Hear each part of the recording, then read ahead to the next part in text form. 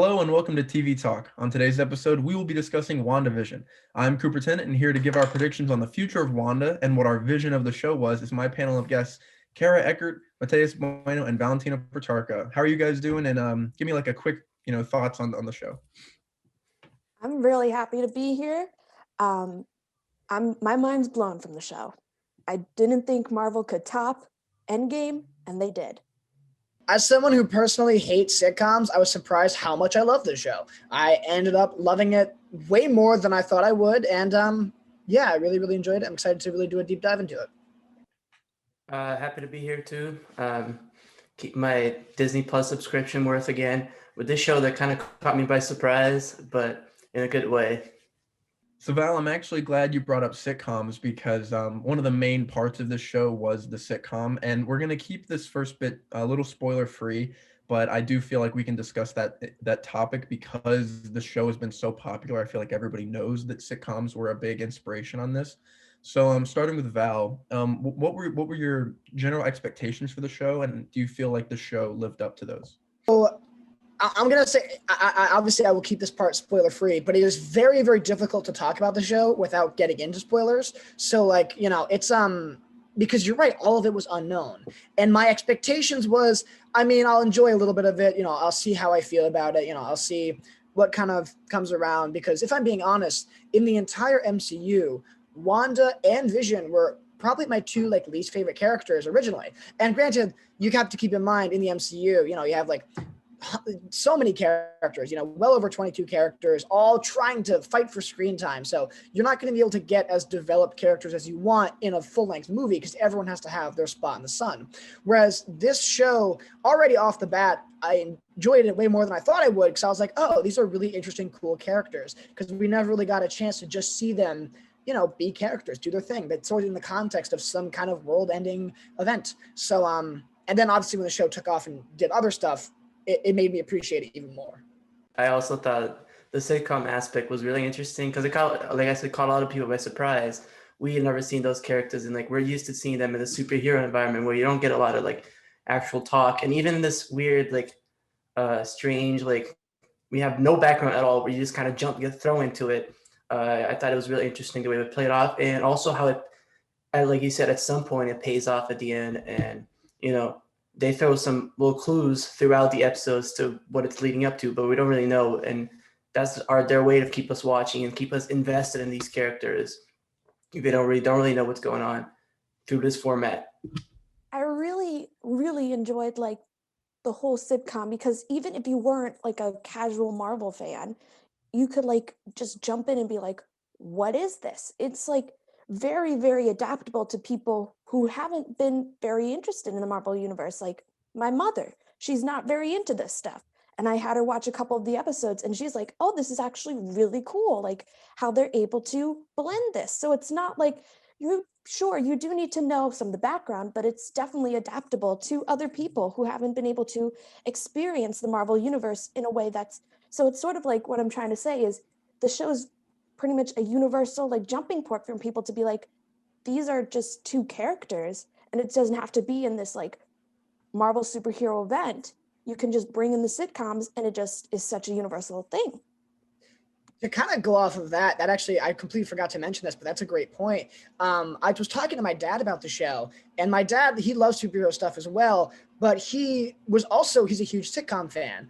And one of the things that I love about this that I even forgot to mention earlier was, even before we get into the spoiler territory, typically in the film sphere, in a lot of film movies, you'll see them pay homage to earlier filmmaking. You'll see a lot of references to the 20s filmmaking, the 30s filmmaking, the 50s, 60s. You'll get even recently, one of the biggest hits of the last, I think it was 2019, maybe 2020, was Once Upon a Time in Hollywood, playing homage to the 70s of Hollywood, And so often in that film realm, it's almost normal and acceptable to kind of go back in time and take stuff from the past. Whereas in television, I don't see that often. At the most, we might get a single gag here and there about, oh, remember old TV? But never do we see a full episode in the style of a 50s sitcom, a full episode in the style of the 70s, 80s, and 90s kind of sitcom. So just the fact that they went back and they did that is really, really cool. And I haven't seen that happen before, if I'm being honest. Yeah, I think going in, I like the Marvel movies, like even the not ones that aren't so good. I'm not a big fan of Thor 1 and 2, but I even like the two Ant-Man movies. Like I think those are just really fun. So I was expecting something along the same lines. Is that something that's really easy to consume? Something that, would just be a easy watch, I guess. And I was kind of blown away at how actually like in depth and well written a majority of the show was. I liked the mysteries and how it kept you guessing kind of each episode. I think the weekly release was the best way to watch it as opposed to binging it all at once. Um, I would say the very end was a little iffy for me, but for majority of the show, my expectations were completely blown away. With our early reviews done, I would say we can jump right into spoilers. That's where the real meat and potatoes of the show is. So we can go through and talk about what we thought of the season, what we thought worked, what we thought didn't work. Kara, if you'd like to start. Okay, so definitely the first 3 episodes, it was sort of like, you're like, okay, what's going to happen? And then when they brought in Jimmy Woo and Monica Rambeau, oh my God. And then Darcy Lewis, it literally, everything just fell into place. And that's when I'm like, okay, here we are. And then it just got to a point where you're like, you don't know who the villain of this show is. You didn't know if it was Wanda. You didn't know it was that asshole Tyler Hayward. We all didn't know. And then it was Agatha. Oh my, it just got to a point where I'm like, this is the most amazing thing I've ever seen. And it like, every Friday I work and then I'd come home and watch WandaVision, and it would like make my day after a really long day of work. And just like, oh my God, it's just the whole season. I do agree that the finale was a little bit of a letdown, but just everything, like even Ralph or Evan Peters is Quicksilver. I'm not a big fan of the Fox X-Men, but he was the best out of the Fox X-Men. And I was like, oh my God, is this the beginning of the multiverse? Oh my God. And then, oh my, I just, so many emotions. I definitely feel you, and I agree with that in a lot of sense. I think for me the biggest surprise of the show was I love a lot of like more like art house kind of filmmaking, and I watch a lot of stuff like that has a lot of like they'll plant seeds for later that will you'll understand.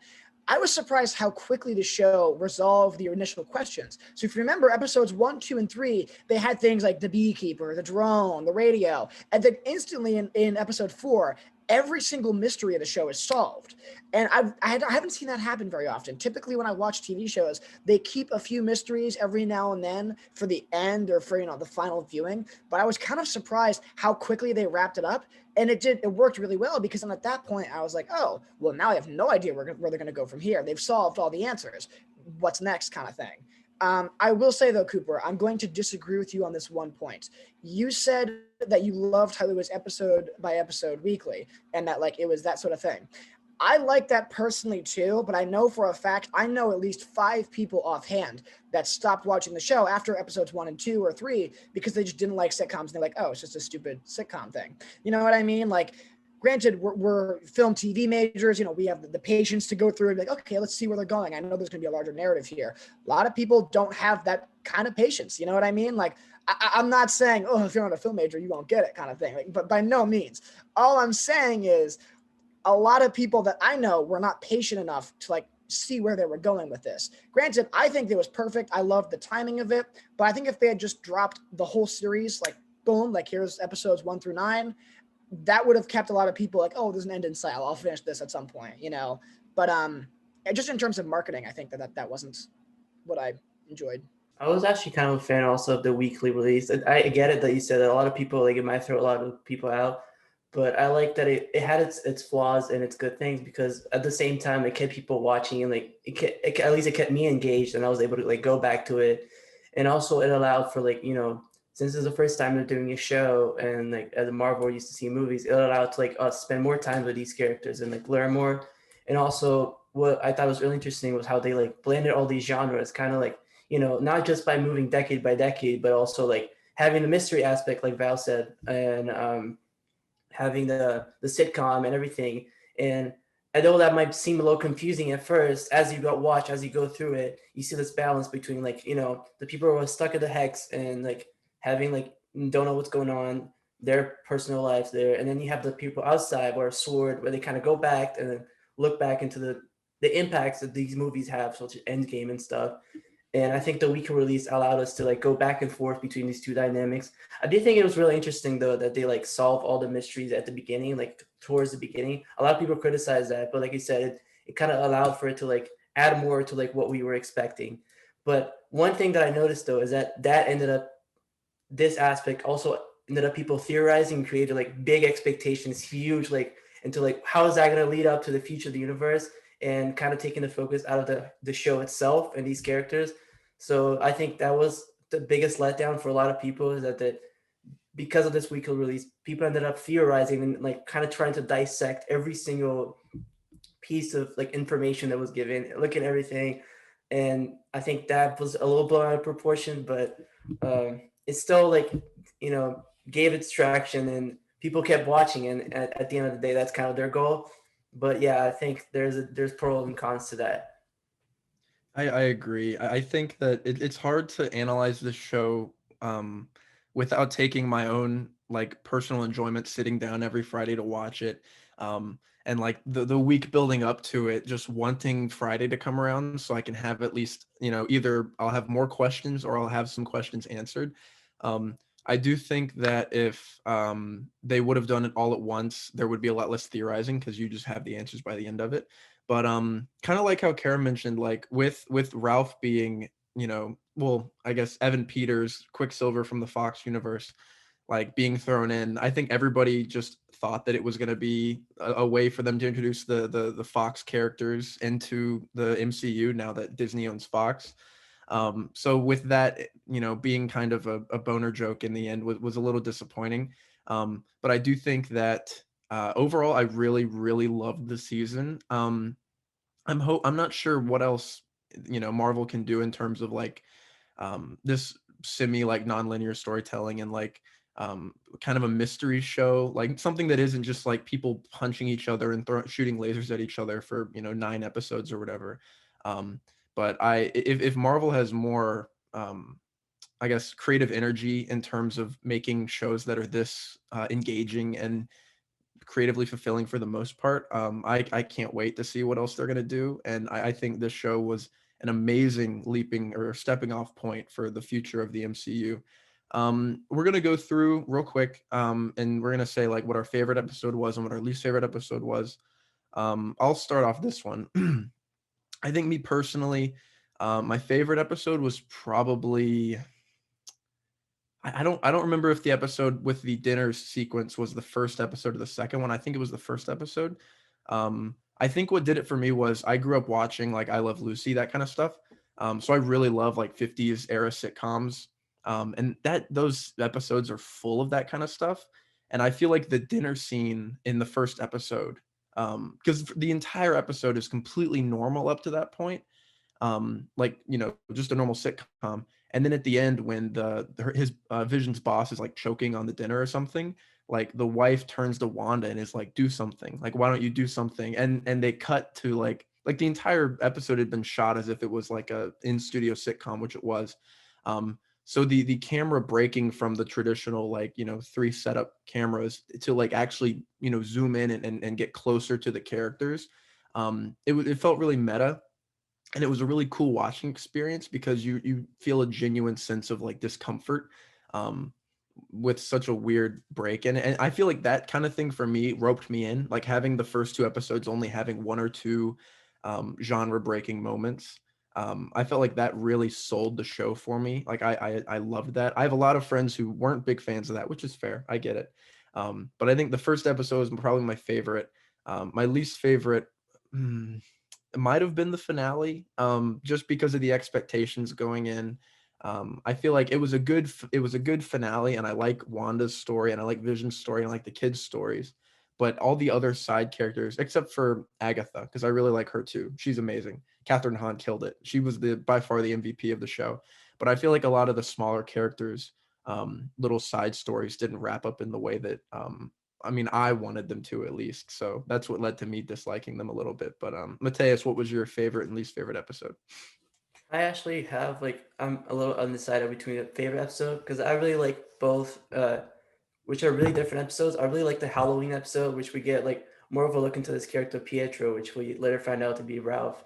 But I thought that was really interesting, and also the dynamic with the kids and when Vision finally comes out of the like he goes on his own little quest to find out like who he is and like what's going on around him because we don't know, and that adds to the whole mystery of the show. I thought that was a really interesting episode, and I also really like the episode. I believe to be the second to last one, which is where it's literally just Agatha and Wanda on the basement where they're just talking to each other, and we kind of look back into this like introspective into Wanda's character, and then we see from like her childhood, from everything, kind of explaining why we're on this sitcom thing, like how she watched it with her parents and stuff, and how that relates to her whole trauma with her past, and how she got into Avengers, how she met Vision, all from like this weird like flashback perspective where she's looking into her own life, and I thought that was really interesting, and also how it builds to like the whole her being the Scarlet Witch and not knowing how to work with her powers. I thought that was really interesting.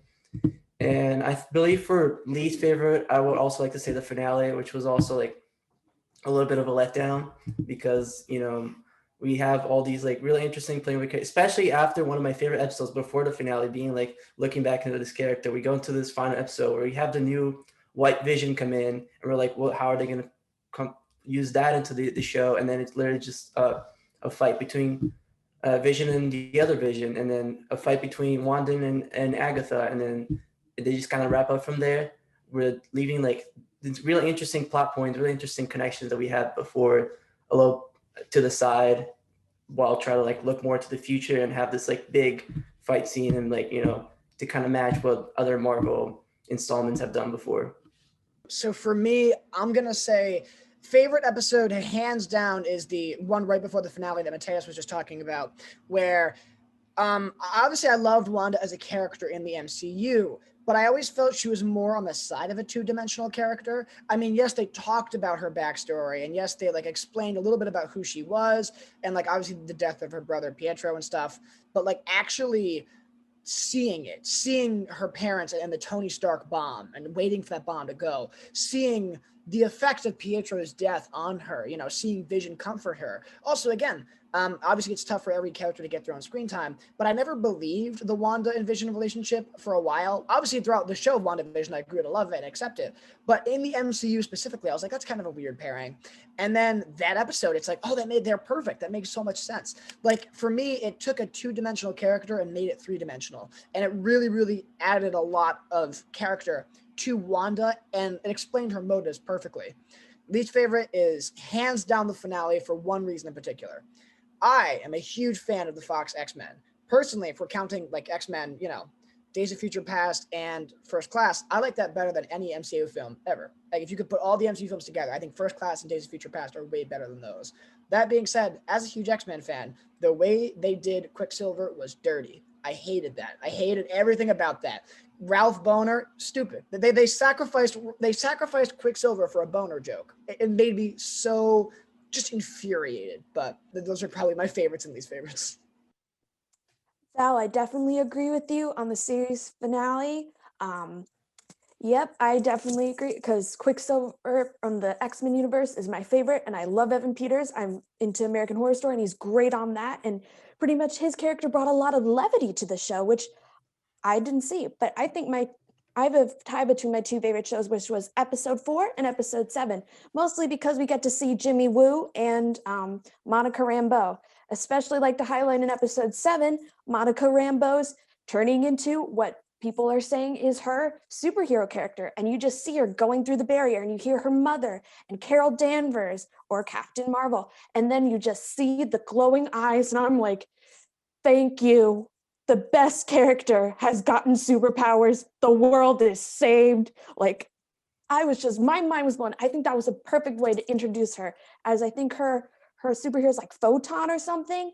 And like, just to see Tiana Paris did an amazing job. And then I love the banter between Darcy and Jimmy Woo. And I love those characters that were just so little and just like, they were giving their spotlight. And now I've seen stuff that people want Jimmy Woo to have his own like X-Files style show because his character was just so good. And it just really brought like so much, I'm in love. So I think the episode 4 and episode 7 were my favorites because those characters really were brought to life and gave more than just, okay, this is just a sitcom show. Now it's like, we're in the Marvel universe. We're not all like bang, bang action. We're like comedy, levity, and let's give these people who haven't had their time in the sun, their time to shine. I agree. I think the show does succeed in bringing back, somewhat side characters from like whether it be the Thor movies or from Ant-Man, and like Jimmy Woo becoming like an icon in social media over the past couple of weeks. Like him and I believe Randall Park and Catherine Hahn have kind of been the two biggest people to come out of WandaVision. But moving past WandaVision, let's look at the future of the MCU. So Wanda is going to be showing up in the Doctor Strange sequel. At the end of WandaVision, we get a little teaser in regards to her children still being alive and existing in the MCU, or at least in some universe. So we're going to say, we're going to go through and say what we think her role is going to be in the future of the MCU, and if we ever think that Wanda and Vision will end up reuniting. So first, I do want to say, from a screenwriting perspective, WandaVision displayed the perfect amount of character want versus need, wanting her family back, but like needing to just like accept her reality and accept herself. That being said, I think what you just mentioned was personally my biggest issue with the show was they didn't toy with this aspect of her children being tied to this universe until the finale. And I would have loved to see more of that like ethical dilemma of, I can save my kids or I can save all these people. That being said, at the end, for the future of the MCU, when Wanda could hear the voices of her kids, I really, really hope it's not just like a John Wick revenge. I got to get my kids back. I hope that it plays more with that ethical dilemma of I can get my kids, but I have to sacrifice this. Is it worth the sacrifice? And for her future in the MCU, I honestly, it's too tough to say. I don't know because every prediction I've thought has been shattered throughout the show. So I don't know. Your guess is as good as mine for where she's going to go. But all I can hope is that they play more with that ethical side. That's interesting. That's intriguing. That's good script writing. I'm upset they used that at the finale rather than playing with it more throughout the show. I mean, from what we know, I think they're going to use her in the new Doctor Strange movie. And I believe that has something to do because they name drop the sorcerer from Doctor Strange in this at the end of the show. And I thought that was interesting. Like that was the only thing that they basically passed it to this movie to like tease what's going in this movie. And I believe in this case, they were going to have Doctor Strange himself kind of help somehow meet up Wanda. I mean, she ends up in Sokovia at the end of the show, which was a little bit surprising. I didn't think, I believe that's how she ends up. I thought that was a little bit surprising, but I think Doctor Strange is probably going to come in and help her like understand more of these powers because now she's aware of where these powers come from and how she can learn it. We see her, learning to develop these powers at the end of the show. So I think he's going to come and maybe play this type of mentor character and hopefully, expand into this whole multiverse thing, which has been teased and been like, people have been theorizing about since like, before Endgame even came out, people have been theorizing about this and been calling for it and asking for it for a while. And then we never get it. But I believe that he's going to come in more as of a mentor for Wanda. And you said the ethical side, I think the kids are definitely going to play important. They did not just put that at the end of the show for some reason. We see her like having to save the town and free those people and, lose her kids and Vision. But I believe her powers and her growing as a character is going to somehow relate to that. I don't know how they're going to do it. And some people are saying it's like a potential for like the Young Avengers series, not especially now that we have like, expanding more of the Avengers franchise. We haven't had after Endgame. We don't know where it's going. So it's like you said, there's no way to know. There's a lot of speculating to be done, but I think I don't know what we're going to be able to expect. We have no way of where this show is going to go. And that's the great thing about the MCU is that it keeps you guessing and keeps you just on the edge of your seats. Like, how are they going to take this? So I definitely agree with that. So, so I definitely agree that there's something going to happen. And I just I'm just very excited to see what's going to happen next. Like, I have no idea. You guys touched on all the great points that I don't know what else to add. I think the possibilities after the show ending are absolutely limitless. They could really go anywhere. The fact that the movie's called Multiverse of Madness makes me think that they're definitely going to do something multiverse related, whether it be like different versions of Wanda or bringing back Vision or anything like that. But I think we all can agree that we're beyond excited for the future of the MCU and for the future of the MCU TV after seeing how high quality WandaVision was and how genuinely engaging it was week to week. But I think that's about all the time we have. For all of us here at PTV, for Cara, Matheus, and Valentino, this is Cooper Tennant. Thank you for watching, and we might see you next time for Falcon and Winter Soldier.